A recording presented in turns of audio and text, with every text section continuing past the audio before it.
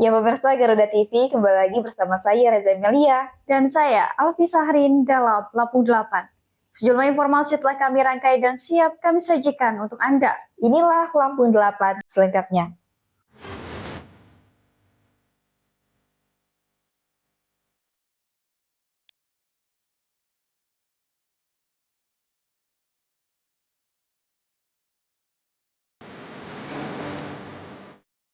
Lampung siap jadi tuan rumah HUT ke-54 RRI.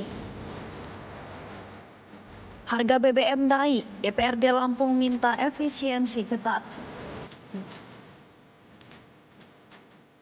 Pelebaran jalan wisata Lampung dongkrak ekonomi warga. Bikin resah sopir truk, kakek pungli diringkus.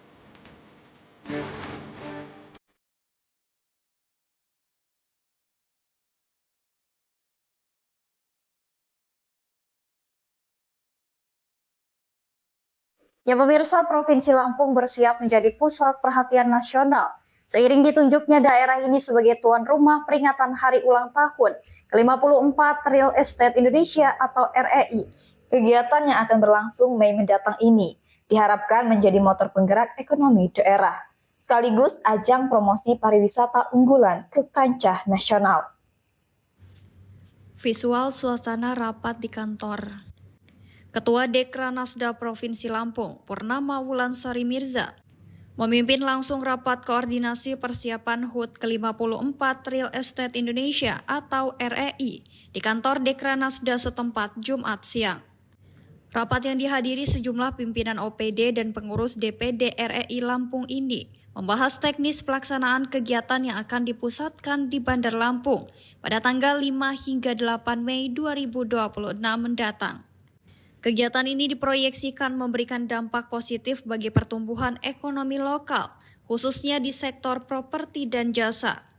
Selain konsolidasi organisasi, perayaan ini akan diisi dengan penandatanganan nota kesepahaman atau MOU lintas sektor, serta forum bisnis yang menjadi peluang bagi kabupaten dan kota di Lampung untuk menjaring investasi. Tak hanya fokus pada bisnis properti, pemberdayaan UMKM lokal juga turut menjadi atensi utama. Dekranasda Lampung berkomitmen memfasilitasi produk unggulan daerah agar mendapatkan pangsa pasar yang lebih luas di tingkat nasional.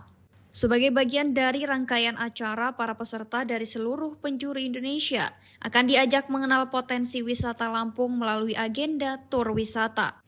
Destinasi ikonik seperti Gunung Krakatau, Pulau Pahawang hingga Taman Nasional Waikambas akan dipromosikan untuk meningkatkan daya tarik investasi pariwisata.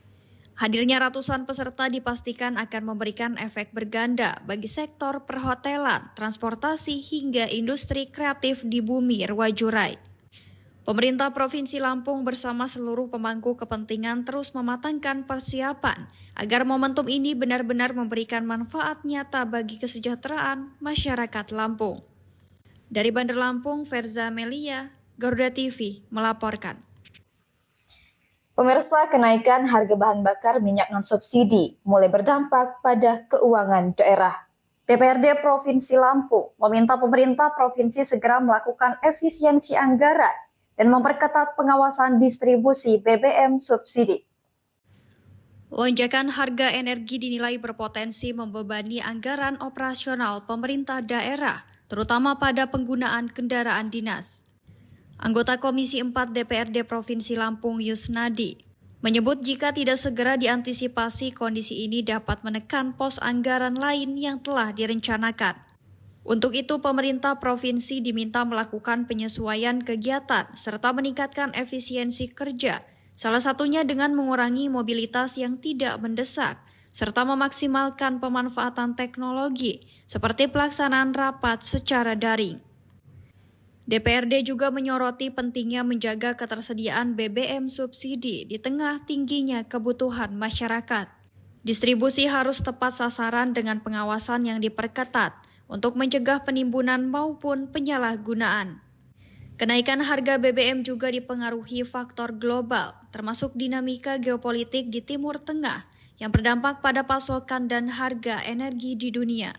Masyarakat pun diimbau untuk mulai menghemat penggunaan BBM sebagai langkah antisipasi di tengah kondisi yang belum stabil. Sementara itu, kebijakan kerja fleksibel seperti work from home dinilai perlu diterapkan secara selektif dan tetap diawasi agar berjalan efektif. Dari Bandar Lampung, Elta Metia, Garuda TV melaporkan. Yang sementara itu, pemirsa, Dewan Pendidikan Provinsi Lampung menyatakan kesiapannya untuk berinovasi dan berkolaborasi dengan pemerintah daerah guna menyelesaikan berbagai persoalan pendidikan di bumi Erwajurai. Langkah ini diambil merespon posisi Indeks Pembangunan Manusia atau IPM Lampung, khususnya sektor pendidikan yang masih memerlukan perhatian serius agar mampu bersaing di tingkat nasional. Guna menjawab tantangan rendahnya peringkat pendidikan Lampung yang saat ini berada di posisi 35 dari 38 provinsi di Indonesia, Dewan Pendidikan Provinsi Lampung berkomitmen menjadi mitra strategis pemerintah. Anggota Dewan Pendidikan Provinsi Lampung, Syafrimen, menegaskan bahwa persoalan ini merupakan pekerjaan rumah bersama. Kolaborasi lintas pemangku kepentingan menjadi kunci utama untuk memperkuat fondasi pendidikan di Provinsi Lampung. Selain fokus pada kualitas proses belajar mengajar, Dewan Pendidikan juga akan mengawal aspek anggaran sesuai amanah undang-undang.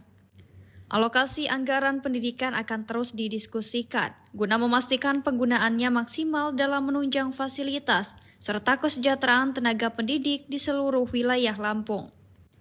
Langkah ini diharapkan mampu menjadikan pendidikan sebagai fondasi dasar pembangunan karakter dan ekonomi masyarakat Lampung di masa depan. Dari Bandar Lampung, Verza Melia, Garuda TV melaporkan. Pemirsa, DPRD Provinsi Lampung menegaskan pentingnya perlindungan kawasan resapan air dan meminta pemerintah tidak sembarangan menerbitkan izin pembangunan, khususnya untuk perumahan. Hal ini disampaikan langsung oleh Ketua Komisi 4 DPRD Lampung, Muklis Basri. Ketua Komisi 4 DPRD Provinsi Lampung, Muklis Basri, menyatakan setiap rencana pembangunan harus diawali dengan kepastian status lahan. Menurutnya, jika suatu wilayah merupakan kawasan resapan air, maka tidak boleh ada aktivitas pembangunan di atasnya. Langkah ini dinilai penting untuk mencegah resiko banjir yang terus berulang di sejumlah daerah. Muklis menjelaskan berkurangnya kawasan resapan akan berdampak langsung terhadap meningkatnya aliran permukaan air saat hujan. Akibatnya air tidak terserap ke dalam tanah dan berpotensi memicu banjir. Ia juga menilai masih terdapat pembangunan yang belum sepenuhnya memperhatikan fungsi lingkungan, khususnya kawasan resapan air. Nah, saya pikir kalau yang begini-begini ini memang butuh suatu kebijakan makro ya, yang melibatkan beberapa kabupaten kota yang penyangga Bandar Lampung ini untuk mencari solusi mengatasi ini. Jadi kita kan lagi berbicara akibat hujan deras banjir, banjir di mana-mana. Tapi sebetulnya yang paling krusial itu kita cari penyebabnya. Kalau curah hujan ini alami, nggak bisa juga kita batasi. Oh, curah hujan jangan terlalu nggak bisa. Nah, hanya kan memang resapan-resapan air ini juga harus jadi perhatian. Kayak Bandar Lampung ini, mereka ini kan nampung juga dampak dari pembangunan perumahan, misalnya yang berada di area Lampung Selatan, Jati Agung apa segala macam. Begitu airnya ini masuk Bandar Lampung, begitu juga di daerah Kemil, Pesawaran segala macam. Nah, saya pikir memang kontrol untuk ini juga harus ada. Untuk itu, DPRD mendorong pemerintah daerah agar lebih ketat dalam proses verifikasi dan pemberian izin pembangunan.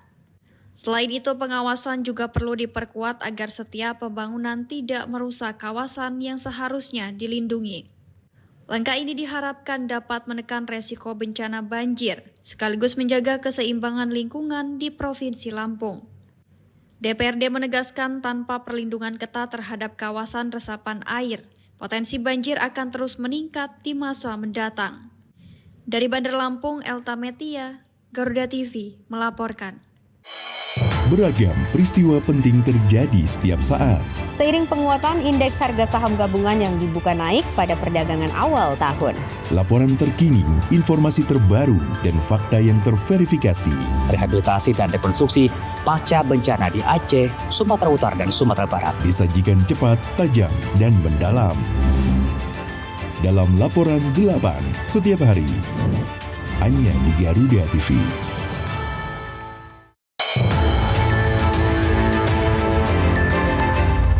Yang pertama dan paling hangat, informasi yang menemani Anda memulai ragam aktivitas. Dan alhamdulillah sekarang sudah bisa kita lepas. Besok pagi akan dilakukan pemeriksaan medis. Jadikan pagi Anda lebih berarti dengan kabar terkini. Laporan 8 pagi. Setiap hari pukul 6 pagi. Hanya di Garuda TV.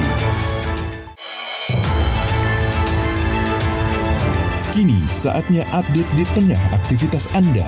Bukaan 100 kg sabu jaringan Asia Tenggara. Tak menghambat berjalannya sejumlah program prioritas yang tertuang dalam Asta Cita. Berita terhangat, analisis singkat, dan perkembangan terpenting siang ini. Laporan 8 siang, setiap hari pukul 12 siang, hanya di Garuda TV. Sepanjang hari, Indonesia dipenuhi beragam peristiwa, dari isu nasional hingga dinamika internasional. Tim SAR gabungan berharap korban segera ditemukan dan dievakuasi dalam kondisi terbaik. Kami hadirkan informasi terkini, akurat, dan terpercaya dalam rangkuman berita malam hari Anda. Laporan 8 malam, setiap hari pukul 10 malam. Hanya di Garuda TV. Informasi lainnya, pemirsa, memasuki musim panen raya. Warga Rawajitu Selatan berinisiatif melakukan perbaikan jalan primer Pidada yang rusak parah. Jalan penghubung 4 kampung ini diperbaiki menggunakan dana swadaya dari para pengusaha dan masyarakat setempat. Berikut informasi selengkapnya. Perbaikan ruas jalan ini dilakukan di Jalan Inspeksi Primer Pidada yang merupakan jalur vital penghubung 4 kampung, yakni Kampung Medasari, Hargorejo, dan Hargomulyo di Kecamatan Rawajitu Selatan, serta Kampung Gedung Meneng Baru di Kecamatan Gedung Meneng. Sebelumnya kondisi jalan sangat memprihatinkan sehingga menghambat distribusi logistik seperti air minum hingga material bangunan. Buruknya akses ini juga berdampak pada turunnya harga jual hasil pertanian warga hingga sempat viral di media sosial. Guna memperlancar mobilitas petani saat mengangkut hasil bumi pada panen raya nanti, perbaikan pun dilakukan secara mandiri oleh kelompok masyarakat atau Pokmas. Adapun sumber dana diperoleh dari swadaya para pengusaha melalui sistem pemasangan portal di lokasi sebagai bentuk kontribusi bersama. Kalau untuk harga gabah, kami dengan adanya penimbunan jalan ini sangat terbantu lah, dengan mobil bisa langsung nggak pakai langsir. Karena kalau pakai langsir itu terpotong harga Rp200. Tapi kalau kita nggak langsir, cuman yang Rp200 itu bisa untuk tambahin harga di petani itu Pak. Nggak, sama sekali nggak ngaruh. Terima kasih untuk teman-teman yang bekerja untuk jalan ini. Ya. Harga sebelumnya itu di 6263. Sekarang jadi 6566. Sementara itu, Kapolsek Rawajitu Selatan bersama unsur pimpinan kecamatan atau Uspika turun langsung meninjau lokasi perbaikan.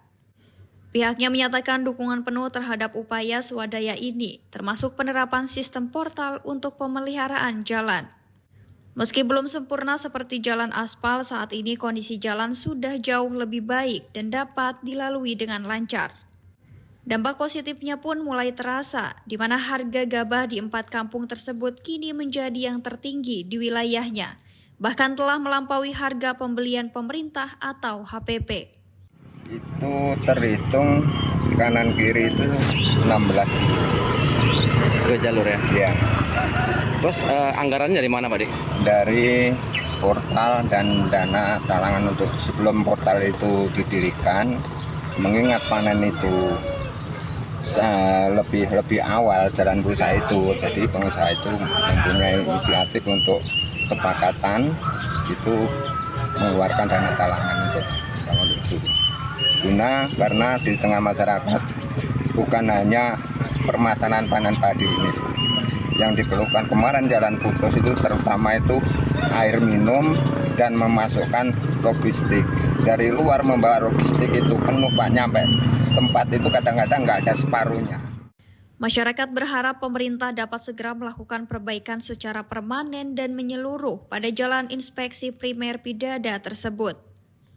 Mengingat Kecamatan Rawajitu Selatan merupakan salah satu lumbung pangan dengan ribuan hektar lahan, sekaligus menjadi daerah penghasil padi terbesar di Kabupaten Tulang Bawang. Dari Tulang Bawang, Triyono Akif, Garuda TV, melaporkan. Dinas Pendidikan dan Kebudayaan Provinsi Lampung merilis daftar 10 SMA dengan jumlah siswa terbanyak yang lolos seleksi nasional berdasarkan prestasi atau SNBP tahun 2026. Ini diungkap langsung oleh Kepala Dinas Pendidikan dan Kebudayaan Provinsi Lampung, Thomas Amriko. Data tersebut menunjukkan peran penting sekolah dalam mendorong keberhasilan siswa menembus perguruan tinggi negeri melalui jalur prestasi termasuk UIN di Provinsi Lampung. Kepala Disdikbud Lampung, Thomas Amriko, menyebut sekolah-sekolah tersebut dinilai konsisten dalam melakukan pendampingan serta strategi pemilihan jurusan dan perguruan tinggi. Thomas menegaskan faktor utama keberhasilan bukan hanya nilai akademik, tetapi ketepatan dalam memilih jurusan dan kampus. Menurutnya, banyak siswa tidak lolos bukan karena nilai rendah, melainkan karena salah dalam menentukan pilihan yang tidak sesuai dengan kompetensi. Disdikbud Lampung mencatat peningkatan signifikan jumlah siswa yang lolos SNBP tahun ini. Pada 2025, sebanyak 2.599 siswa diterima di perguruan tinggi negeri.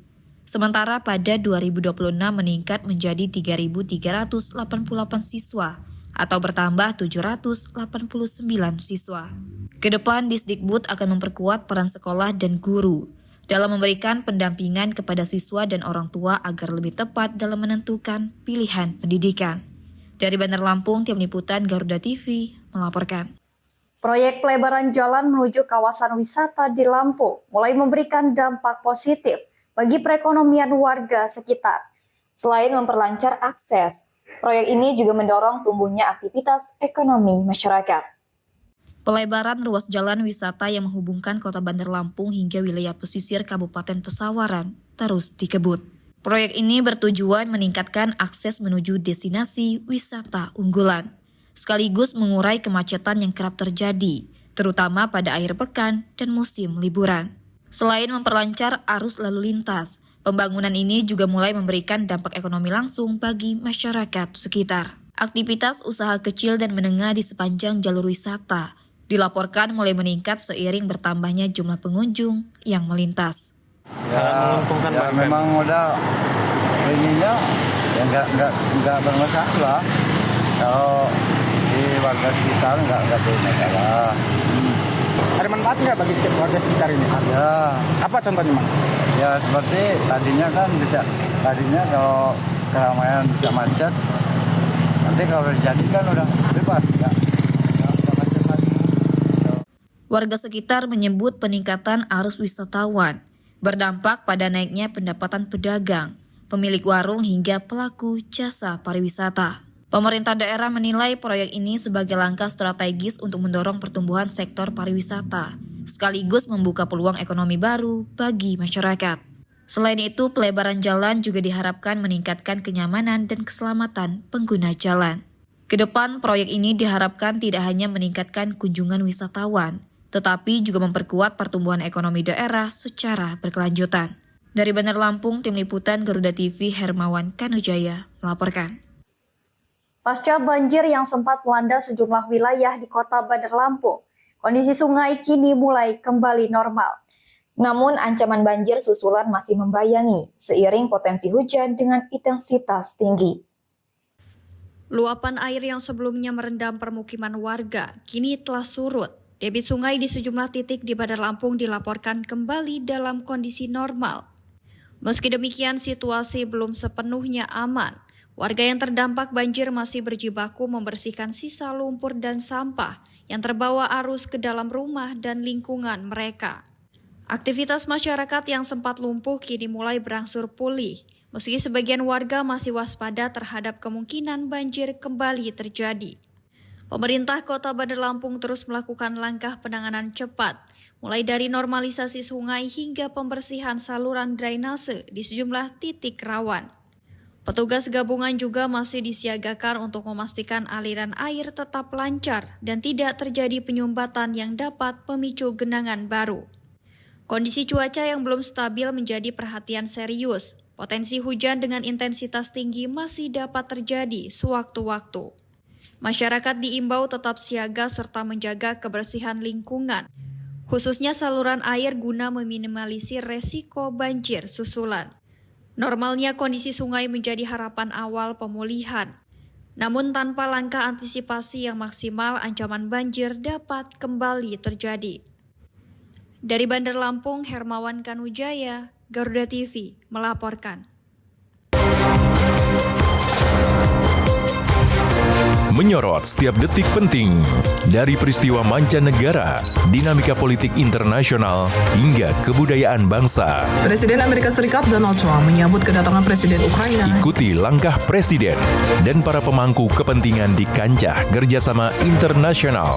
Perbatasan diplomat Thailand dan Kamboja bertemu di pos perbatasan. Dunia Kita, setiap Jumat pukul 4 sore hanya di Garuda TV. Dalam operasi militer modern, helikopter ringan memiliki peran strategis. Kemampuannya untuk beroperasi di medan yang sulit hingga mampu bergerak rendah dengan manuver cepat. Didesain untuk menyusup, menyerang, dan menjemput. Seperti apakah si kecil penakluk langit? Saksikan In Militer setiap hari pukul 2 siang. Hanya di Garuda TV. Kolaborasi teknologi canggih dari darat, laut, hingga udara di medan pertahanan negeri.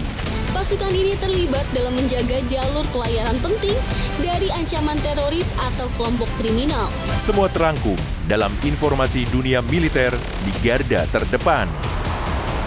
Saksikan Garda Dunia hanya di Garuda TV.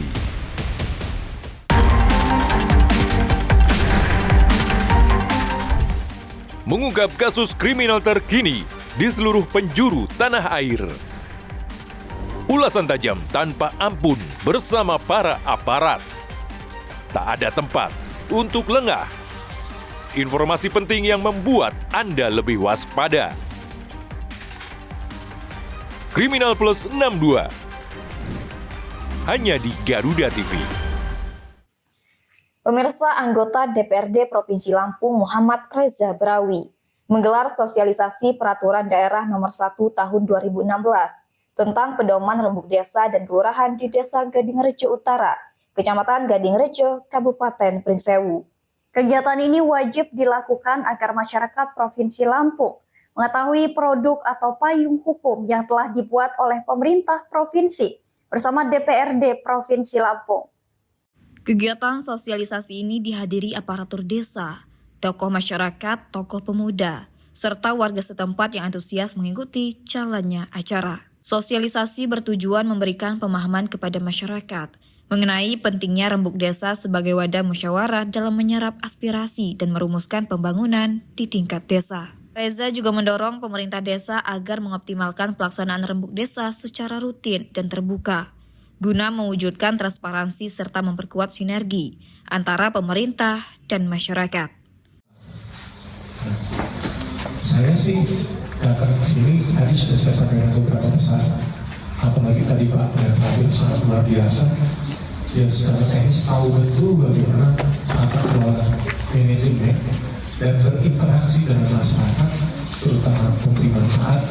Nah, hal-hal itulah yang maksud saya dijadikan parameter acuan untuk kerja ke depan. Tapi kita lupa juga nanti saya minta Mas Abel, Mas Jiko, jika mengupdate hal-hal perkembangan terkait dengan dapur. Tadi ada informasi terbaru yang paling penting adalah berita bagaimana tata kelola manajemen sehingga dapur kita bisa menjadi. Sementara itu, narasumber kegiatan Agus Priyadi menjelaskan mekanisme pelaksanaan rembuk desa sebagai aturan serta pentingnya keterlibatan seluruh elemen masyarakat dalam proses pengambilan keputusan. 2016 tentang rembuk desa atau rembuk pokok.